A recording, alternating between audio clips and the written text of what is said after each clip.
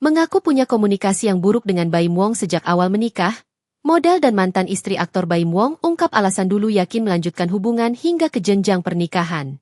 Paula mengatakan, buruknya komunikasi dengan Baim sebenarnya sudah dirasakan sejak mereka awal menikah. Namun menurutnya, hal itu tak terlihat selama 8 bulan berpacaran dengan Baim. Selama 8 bulan berpacaran dengan Baim, hubungan mereka baik-baik saja.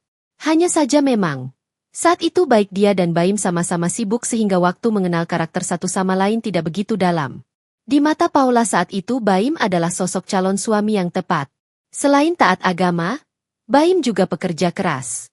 Paula yang merasa kurang dalam agamanya, kemudian memiliki harapan Baim bisa membimbingnya dalam hal agama.